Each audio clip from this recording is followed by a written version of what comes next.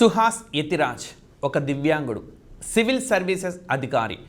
2020 పారా ఒలింపిక్స్లో పతకాన్ని సాధించి ఒక సంచలనాన్ని సృష్టించారు. తలుచుకుంటే ఏదైనా సాధించగలమని నిరూపించినారు. స్టీఫెన్ హాకిన్స్ మెదడు మాత్రమే పనిచేసే ఒక గొప్ప శాస్త్రజ్ఞుడు.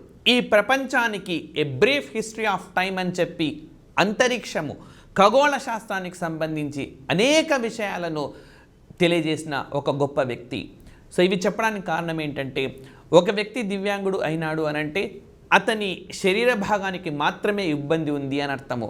అంతేగాని అతని ఆలోచన శక్తికి, అతని మేధాశక్తికి ఏమాత్రం తీసిపోదు. వారి ధైర్య సాహసాలు కానీ, వారి ఆలోచన పరిణతి కానీ, ఉన్నత స్థానాలకు వెళ్ళాలన్న వారి ప్రయత్నం కానీ ఎక్కడా ఆగదు. ఈ విషయం కేవలం వీళ్ళిద్దరే కాదు, ఎందరో నిరూపించినారు, నిరూపిస్తూనే ఉన్నారు. ఉదాహరణకు అరుణిమా సిన్హా, ఈమె కూడా ఒక రైలు ప్రమాదంలో తన కాళ్ళను కోల్పోయారు. అయితేనే అక్కడితో ఆగలేదు.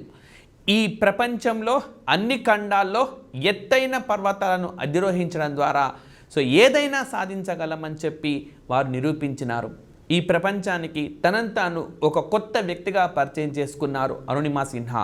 ఆసియాలో ఉండే అత్యంత ఎత్తైన మౌంట్ ఎవరెస్ట్, ఆసియాలోనే కాదు ప్రపంచంలోనే అత్యంత ఎత్తైన పర్వతం, దాన్ని కూడా అధిరోహించినారు. ఆఫ్రికాలోని కిలిమంజారో, అదేవిధంగా మనకు ఉత్తర అమెరికాలో దెనాలి, దక్షిణ అమెరికాలో అకొంగువా, యూరోప్లోని ఎల్బ్రస్, ఇట్లా ఒకటేమిటి ప్రతి కాంటినెంట్లో ఉండే ఎత్తైన పర్వతాలను అధిరోహించడం ద్వారా ఎవ్వరికి కూడా తీసిపోము, మేము తలుచుకుంటే ఏదైనా సాధించగలమని చెప్పి నిరూపించిన వాళ్ళలో ఆమె కూడా ఉన్నారు. అదేవిధంగా మనకు సత్యేంద్ర సింగ్, ఈయన వృత్తి దివ్యాంగుడు అయినప్పటికీ వైద్య వృత్తిలో విశేషంగా రాణించినారు. వైద్య వృత్తిలో వారు ఇతర సాధారణ డాక్టర్లతో పోలిస్తే ఎంత మాత్రం తీసిపోకుండా ప్రస్తుతం అద్భుతంగా రాణిస్తూ ఉన్నారు. అదేవిధంగా మనకు సాయి ప్రసాద్ విశ్వనాథన్, మరొక స్ఫూర్తిదాయకమైన వ్యక్తిగా మనం సాయి ప్రసాద్ విశ్వనాథన్ చెప్పుకోవచ్చు. 2008లో ఈయన స్కై డైవ్ చేశారు. ఓకే, అంటే ఆకాశం నుంచి దుముకమడం అన్నమాట. దివ్యాంగుడు అయినప్పటికీ స్కై డైవ్ చేయడం ద్వారా తనేంటో ఈ ప్రపంచానికి తెలియజేశారు. ఇలా ఒకరు కాదు, ఇద్దరు కాదు, చెప్పుకుంటూ పోతే వేలాది సంఖ్యలో మనకి ఇలాంటి వ్యక్తులు ఉన్నారు, విశేషంగా రాణించిన వాళ్ళు ఉన్నారు. ఇంకా మనం గాన చూస్తే ఇదే జాబితాలోకి మనకు గిరీష్ శర్మ అనే మరొక వ్యక్తి ఉన్నారు. మీరు ఒక్కసారిగా ఏదైనా గిరీష్ శర్మ అనే వీడియో చూడండి. దివ్యాంగుడు అయినప్పటికీ క్రీడల్లో విశేషంగా ఆయన రాణిస్తూ ఉన్నారు. ఈ టెన్నిస్ క్రీడ కూడా ఒక్క కాలుతోటే టెన్నిస్ ఆయన ఆడతారు. కోర్టు మొత్తం కలియదిరగలుగుతారు. ఎదుటిగా ఆడుతున్న వ్యక్తి ఎటువైపు కొడుతున్నారని చెప్పి ఒక్క కాలుతోటే వేగంగా పరిగెత్తి తిరిగి దాన్ని లిఫ్ట్ చేయగల సామర్థ్యం వారికి సొంతంగా ఉన్నది. అదేవిధంగా రామకృష్ణన్,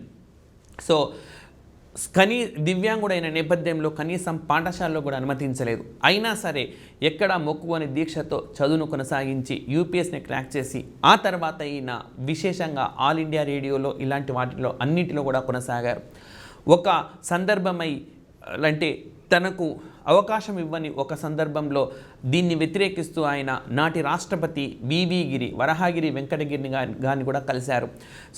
దీనికి ఆయన కన్విన్స్ చేశారు, దివ్యాంగులు కేవలం శరీరానికి మాత్రమే, నా ఆలోచనకు కానీ మేధస్సుకు కానీ ఏమాత్రం ఇది అడ్డు రాదు అని చెప్పి ఆయన ముందు చెప్పడం ద్వారా అప్పటికప్పుడు నాటి భారత రాష్ట్రపతి ఉత్తర్వులను జారీ చేశారు.